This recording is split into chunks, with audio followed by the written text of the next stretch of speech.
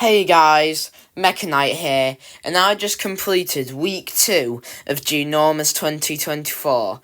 If you don't know what this challenge is, similar to other monthly drawing challenges like Kai June and Smorgust, then check out week 1's video, because this week we also had a very interesting end of week challenge. To start off the week, we had Gigantamax Mightyena. This Pokemon has night vision and heightened senses to help it hunt prey. This Pokemon feels at home in the darkness, where its abilities are heightened. It has night vision and heat vision. Now, I quite like this one. I think we did start out this week with the best one. It's all downhill from here, but we started off with a banger, and the others aren't bad by any means. It's just this is quite good. I like it. So lots of werewolf inspiration, as you can probably tell. And I sort of felt like with these, they didn't really look as much like Gigantamax forms. I won't blame you if you thought this was a Mega Evolution without the Gigantamax symbol above his head. But then again, Mega Pokemon are cool, so I don't know. Alright, next up for day 2. This is when I started to feel like they weren't as good. This one was Gigantamax Dragalge. This Pokemon has the ability to create fake constructs of water Pokemon to help it attack.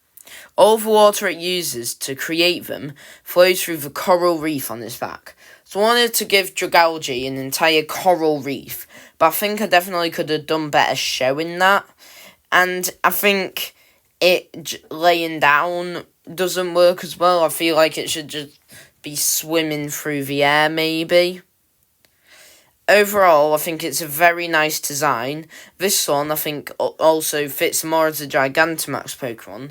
But this is just one of them designs where you feel like just a few tweaks and it would be perfect. However, I do like the water constructs idea. I think that could work for other Gigantamax water Pokemon as well. Maybe even more, like, I don't know, Sphere making ice constructs, which ice is water, I guess. Right, day 3, we had Gigantamax Feeble.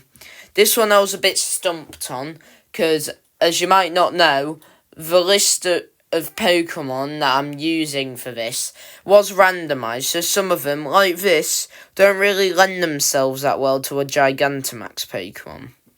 These Pokemon know how to squeeze all the information out of someone, figuratively and literally.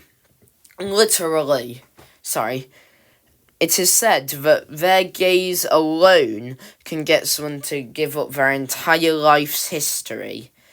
And if it holds you in its hand, then you are cursed to tell it everything you know and everything it wants you to know. Alright, number 4. Gigantamax Go-Goat. These Pokemon are constantly tired in this form. The spores from their plants almost entirely controlling the Pokemon's body. Now, this week I feel like I definitely had a bit of an off week, but with this design, probably the best out of the week. I quite like it. This is also when I started messing around, because I hadn't done pixel art in a while when I started this challenge, and that includes this week. So this one, I guess I was trying out some new shading techniques, whereas in my old ones I would always shade near the edges, but I tried to make the light bouncing off it feel a bit more natural and make the Pokemon feel a bit more 3D, because before my pixel art really looked very 2D. Now, I had big visions for this.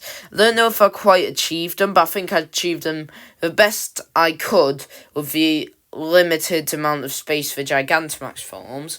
And something I'm quite proud of that I did with this challenge, that I didn't do in last year's challenge, is that I really made full use of the 128 by 128 canvas I had. In the old ones, the Pokemon didn't really take up all the space. Now, that would be good for some designs, because some are very tall designs and some are very wide. Like, Gigantamax forms do come in different shapes, so some will take up less space. But I'm happy with how much space I took up, so then I could teach myself to add these extra details. Alright, day 5, we had Gigantamax Vanillux. Now, this Pokemon creates intense hailstorms and freezing cold mist to confuse the opponents. Now, with this, I feel like this is probably the worst one, but it's pretty good. My vision for it was it to be like a winter wonderland. I don't think I quite achieved it, but there wasn't really enough space like with the other one. Like, despite me using up all the room I could, I'm still pretty limited. However, I do think it's interesting of the two different faces, one being icy and one being the Gigantamax energy. That could also have some cool lore implications. But I do also like how I shaded the ice underneath it. I think I probably could have done better, but I'm happy with how it came out. Right, day 6. This one I really like. This one, we're getting back on track with some good ones. Now, this is getting me excited for week 3, because I feel like if I can keep them all to this standard and not try anything new, then they're all going to end up pretty good. Because trying new things is important, but if you're doing a challenge like this, where you're doing lots of things, experimenting is kind of the reason. But when you get something you like, and you don't really feel like you need to experiment anymore, then why experiment? You've got what you like. Keep going, see if you actually like it, see if you could do it long term. This Pokemon captures fragments of its opponent's souls after defeating them, and uses it to fuel its elemental attacks. This one that took inspiration for like Onis and Demons. Now, I feel like Rabsca, out of all of these, the reason it turned out, and actually, take back what I said about, I'm a bit bamboozled, a bit confuzzled.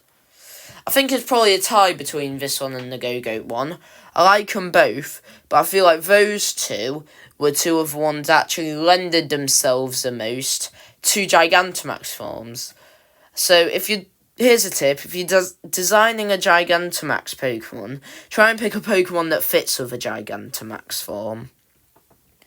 So this one I took inspirations from like Demons and Onis, mostly because of its Dex entries and Scarlet and Violet sort of being different, but one of them definitely says its actual body is in there, and so I came up with the idea, what if its body got corrupted by evil?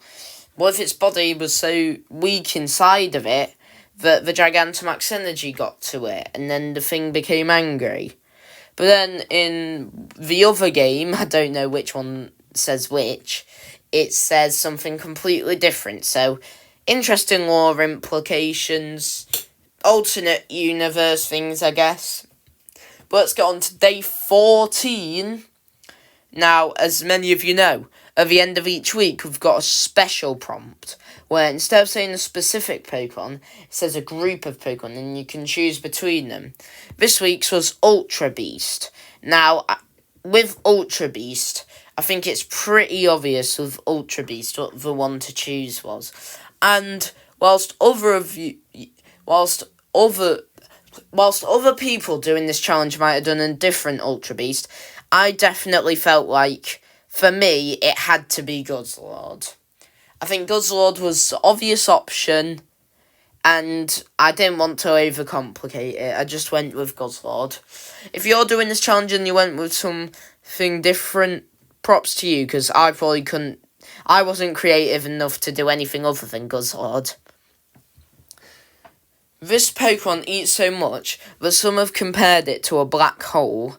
Its body glows with the space and star energy it consumes.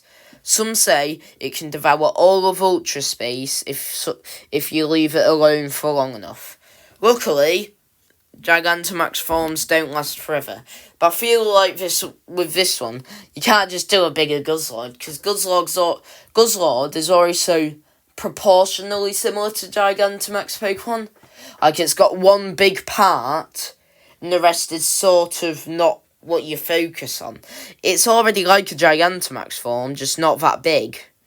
So I feel like with this one, I had to go more with the idea of actually changing the design, like Gigantamax Charizard, than just making it a bigger, slightly different version, like, say, Gigantamax Eevee. Now, I added a lot more mouths, but also black holes on the hands, because, like I said, Guzzlord's meant to be like a black holey thing. But I think the personality I got through the mouth, whilst it's still looking like a mouth, was interesting. And the pose I gave it does give, like, a feeling of melancholy, like, sort of disturbing, but also at the same time, sort of cool. Anyway, if you're excited for week 3, remember to like and subscribe, and I'll see you guys next time. Good luck if you're also doing this challenge.